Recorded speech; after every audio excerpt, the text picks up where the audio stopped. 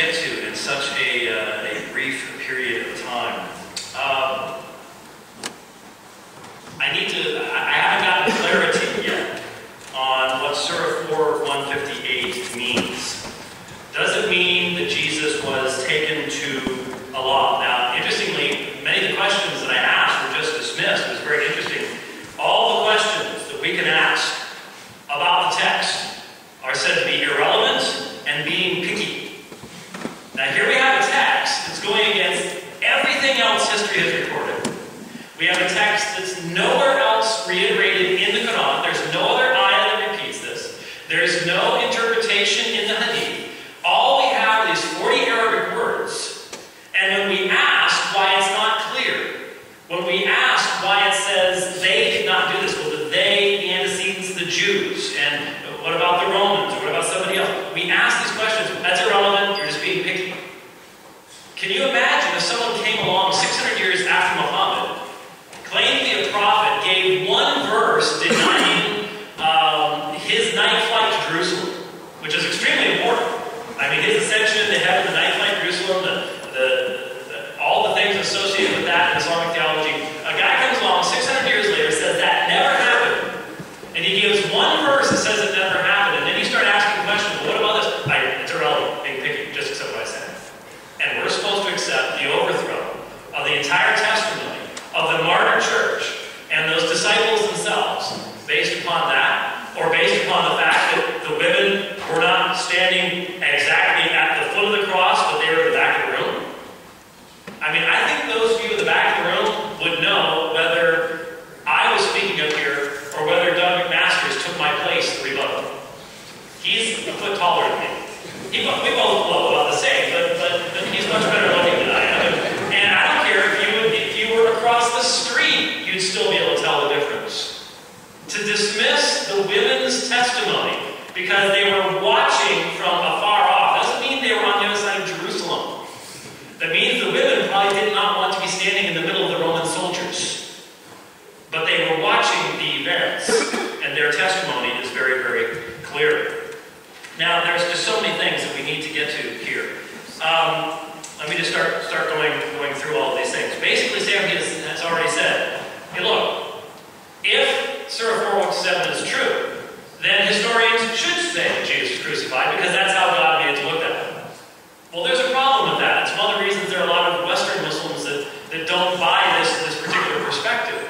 Because in essence, God started Christianity by mistake. He did such a good job in fooling everybody that Jesus was crucified, that he started a religion that has produced a tremendous amount of shirk by mistake. Why would he do that? What was the accomplishment in putting somebody else upon the cross and making them look like Jesus? And can we prove that Shabi halacha means that someone else was made to look like that? And I said it was a straw man for you to mention Judas. Is it not, for you Muslims, is it not the majority of you find in the Muslim world? I said there were other theories out there. The Quran doesn't say, the Hadith doesn't say, but is that not the majority perspective out there? It most assuredly is the majority perspective out there. Then we had, if the disciples, as I said, they met a living Jesus. And evidently in the opening, Sami admitted, based upon the gospel accounts, that they encountered Jesus. But how does Sami know they encountered Jesus? The Quran doesn't say they encountered Jesus, does it? No, it doesn't. So his opening said that they did encounter Jesus, but it was just because he had not died. Okay, but it's the very gospels that he then says we can't trust because they allegedly contradict each other, that he's relying upon to say that Jesus met them, because the Quran doesn't tell him that. So which is it going to be? And if the living Jesus met the disciples, he would have corrected them. He says, well, maybe he did. Okay, then we need evidence from the first century. These disciples would have been constantly fighting against all this proclamation that Jesus died, because if they love Jesus, they're not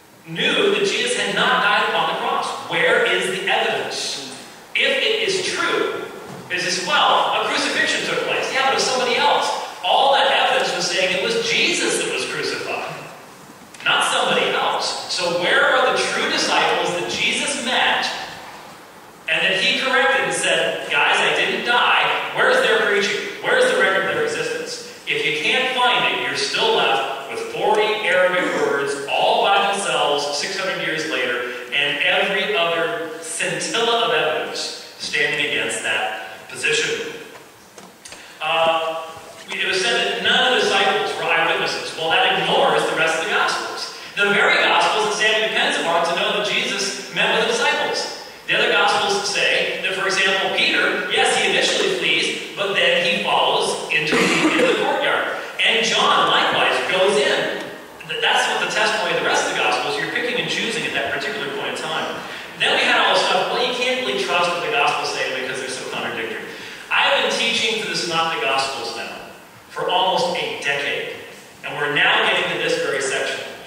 And I can tell you, it's not easy, but every single one of these alleged contradictions, if Sammy and I could just sit down with him, if he'd like to arrange a dialogue where he names the contradictions, we could work through them.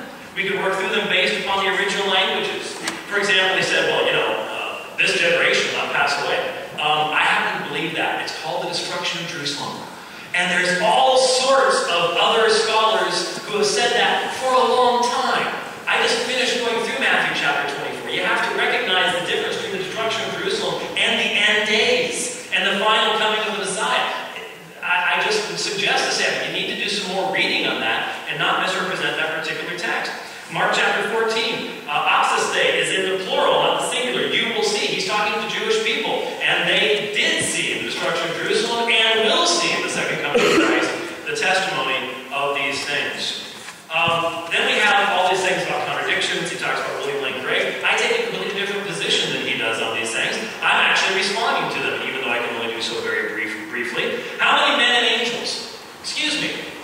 If you go online today and read an account of the first responders to the tragedy that took place yesterday with the two female police officers here in London, if you go online and read the details of who the first people to respond was, guess what you'll find out? You'll find differences in how many units arrived, exactly when they arrived, and some people will mention ambulances and some people won't mention ambulances. Does that mean that no one knows what happened yesterday? No, it means that different people had different perspectives and they emphasize different things in their reporting of events. And so every one of these can be answered very easily, have been answered. Okay, I'll take that back. Not very easily, but if you give it some thought and recognize that each author has his own intention and his own audience and why he includes certain things, these aren't contradictions. They are exactly what you would expect when you have different people providing you with a historical perspective on what happened in the past. And I would simply point out to you, if you say, oh, well, you shouldn't have to do these things, you have to do it with the Quran. One of the chapters in the book that I have coming out of the Quran, I spend a lot of time. I had to convince my editors to let me do so because they thought I spent too much time. But I spend a lot of time on parallel accounts in the Quran that tell stories, and they tell them in different words. And in fact, look at the recording of the Quran of the events regarding Lot and what happened to Sodom and Gomorrah. You will have to spend time harmonizing the differences in the wording of what is recorded there. They don't all say the same thing. Are those contradictions? Using Sammy's example, the Quran is filled with contradictions. We shouldn't believe what it has to say. And I can sit here and go through all those contradictions with you and say, so why should I believe Surah 4:1-7 and debate's over, right? Not for thinking people, it's not. Not for thinking people, it's not. So the Gospels contradict themselves, therefore we should believe them defense doesn't work because you can't do the same. You have to do the exact same thing with the Quran in harmonizing those particular statements. Keep that in mind. Then we were told forgiveness does not require the atonement. Because there are people, Jesus forgave the man's sin. And people in the Old Testament, they had their sins forgiven. I just want to direct Sammy to the text in the Bible that refers to the answer to that question. Romans chapter 3, verses 24 through 26. And there we are told that Jesus was set forth as a propitiation through faith in his blood, so that the righteousness of God might be demonstrated, because in times past he had overlooked sins in light of what? The certainty of the cross of Christ.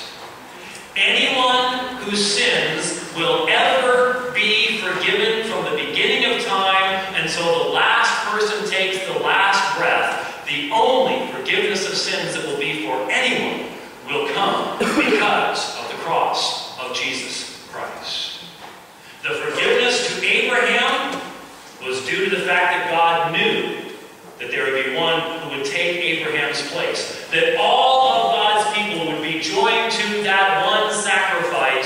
so that by his one atoning death, all of God's people would have forgiveness of sins. And that's why we do see forgiveness in other contexts. In light of that, I would direct you again to the tremendous discussion of that, not only Romans chapter 3, but the entirety of the book of Hebrews. Jesus gave himself voluntarily. He says, no man takes my life from me.